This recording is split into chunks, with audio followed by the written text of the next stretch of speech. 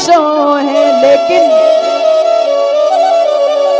कहीं न सकती रघुवीर डर, लगे बचन जनुबान, नाई राम पद कमल सिर, बोले गिरा प्रमाण। सुन रहा हूं बड़ी देर से मैथिली प्रतियोगिता में भाग लेने वाले सूरवीरों नेपालों, सुना आप लोगों ने योगी विदेराज के मुखार बिन से निकली हुई वाणी।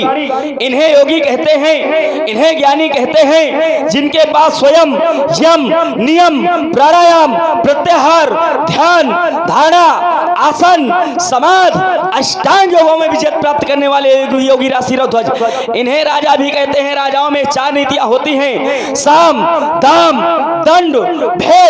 इन्होंने किस नीति का प्रयोग किया? ऐसे ही कह दिया, जो वीर धनुष को तोड़ेगा सीता उसको अर्पण होगी। राजा रंग का भेद न होगा, सीता उसको अर्पण होगी।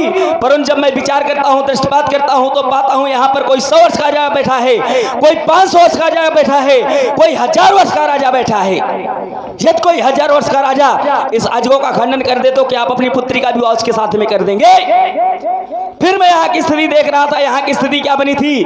भूप सहज 10 एक ही 12, लगे उठावन टरही न टारा। ये तो ईश्वर की असीम अनुकंपा थी, जो कि अजगो नहीं टूटा। यदि टूट जाता तो आप क्या करते? कि आप अपनी पुत्री को 10 राजाओं में वितरण कर देते।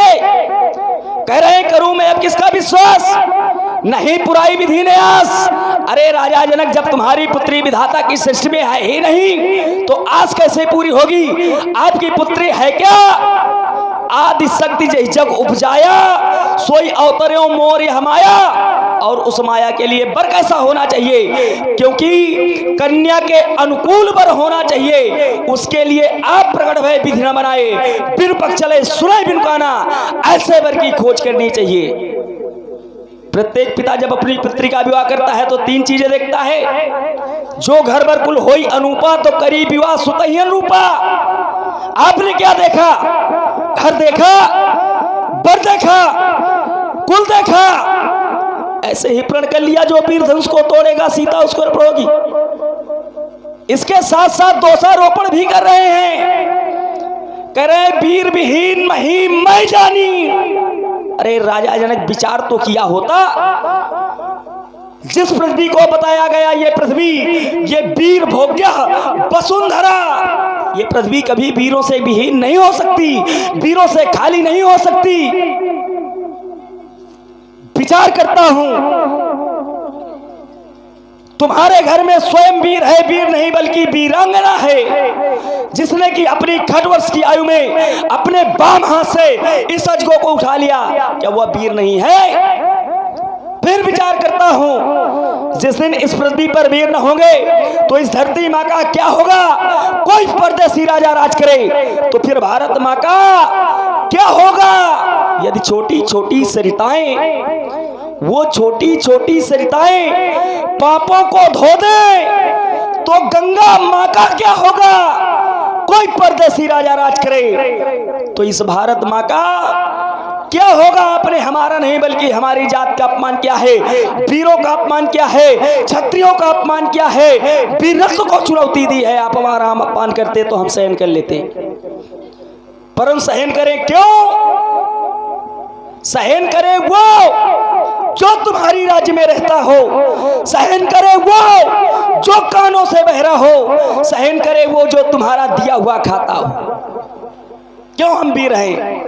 ऐसे बचनों को कदापि सहन नहीं कर सकते। सच्चे योद्धा, सच्चे क्षत्रिय अपमान नहीं सह सकते हैं। जिनको सुनने की ताप नहीं, वह चुप कैसे रह सकते हैं? रघुवीर राम जी के होते, मेरे प्रभु के होते हुए ये अंचित वाणी कह डाली है, ये सब हृदय में चुपते हैं कि पृथ्वी वीरों से खाली है। रघुवंशी क्या वीरों के होते?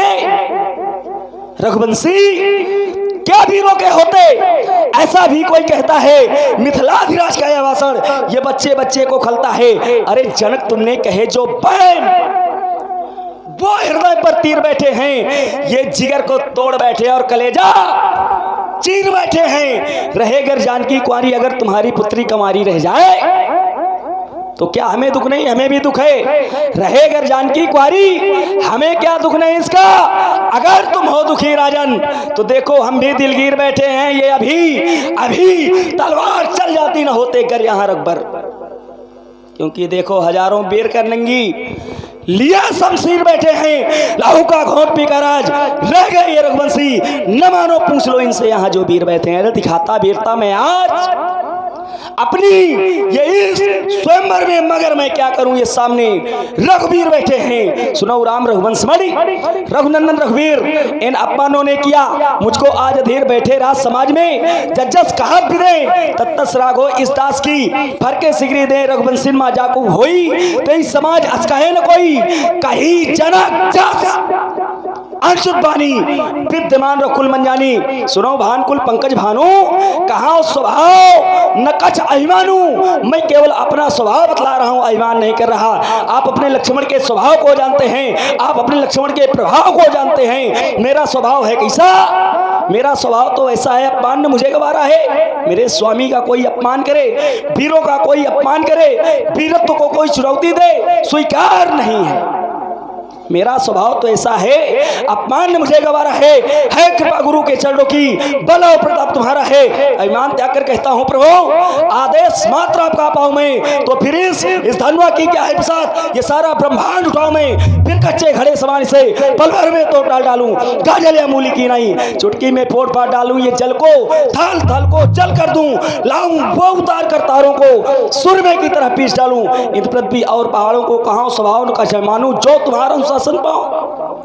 केवल आपका आदेश मिल जाए तो फिर कंदुक यूं ये ब्रह्मांड उठाओ कांचे घट, जिमिदारों फोरी सगो मेरु मूलक जिमतोरी। तो प्रताप महिमा भगवाना को बापरो ये पिनाक पुराना, ना जान असाय सोई कौतुक करीब लोकी सोई। कमल नाल जिमी ये चाप चढ़ाओ जो जन सत, प्रमाल धाओ तोरो छत्रक दंड जिमी। तो प्रताप बलनाथ जो न करो प्रपत सपत, पुण्य धरो धनुहात, पुण्य धरो धनुहात। नाथ आज यही प्ररोपो उलटते हूँ ब्रह्मांड, यदि मैं ये क्षण में कोपूं।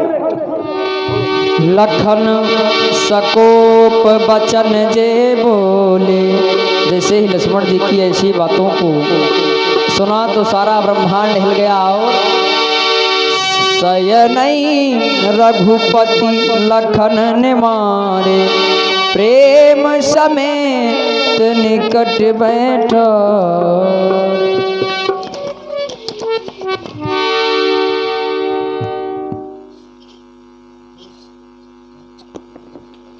डोलती यवनी, प्रकंपित वायु,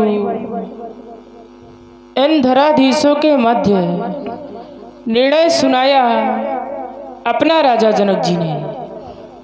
परंतु यह निर्णय मेरे लक्ष्मण को अच्छा नहीं लगा।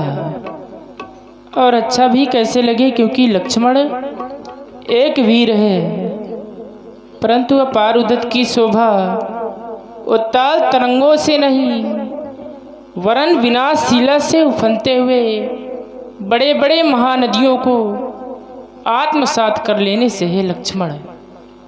आवेश में आकर के अपने पद एवं दायित्व को नहीं भूलना चाहिए, क्योंकि महाराज जनक हमसे बड़े हैं और बड़ों के द्वारा किया गया अपमान हम छोटों के लिए सम्मान से भी बढ़कर है। तुम्हारे क्रोध को देखकर विचार यह करने लगा, सूर्य का उदय जिस समय आकाश में होता है, सूर्य का उदय जिस समय आकाश में होता है तो आकाश में लालिमा छा जाती है।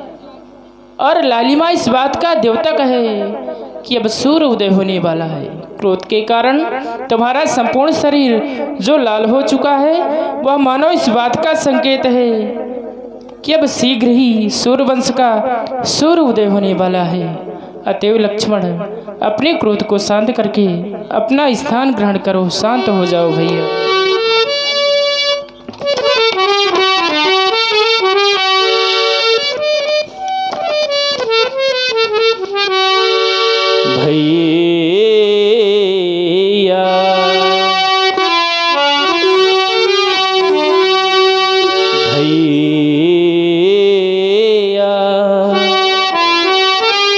मेरे भैया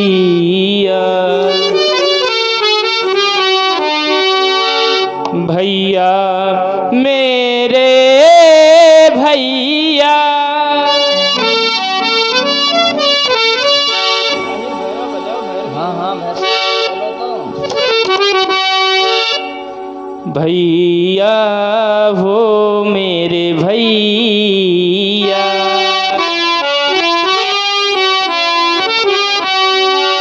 ओ भैया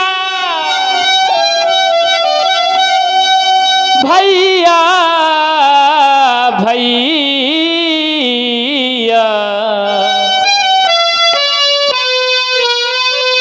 मेरे भैया।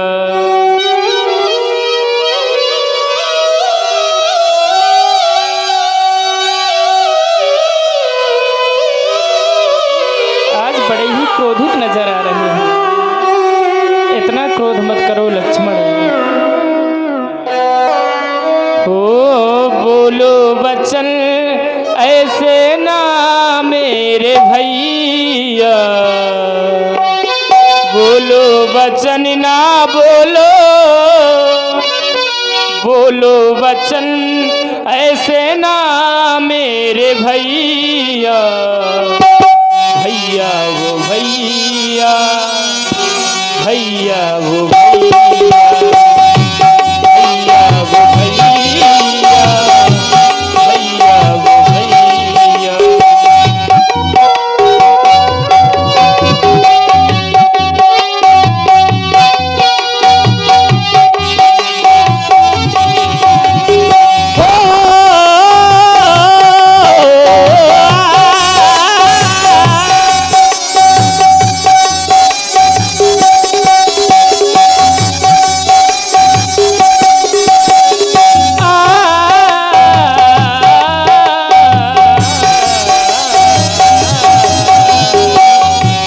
बोलो वचन ऐसे ना मेरे भैया, भैया वो भैया, भैया वो भैया।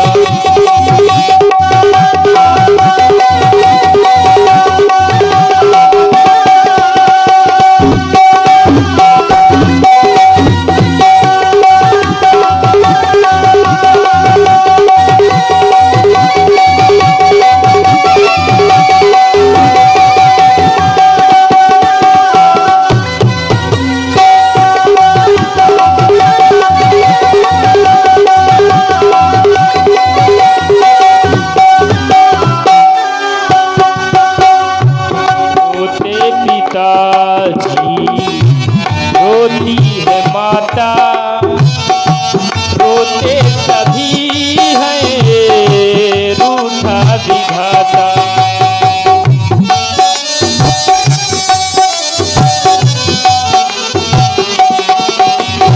रोते पिताजी, रोते पिताजी, रोती है माता, रोते सभी हैं रूठा विधाता, रूठा विधाता, रूठा विधाता, रूठा विधाता।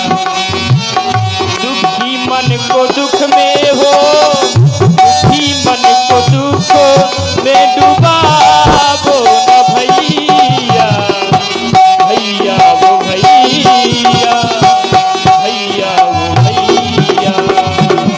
बोलो वचन ऐसे ना मेरे भैया, बोलो वचन ना बोलो, बोलो वचन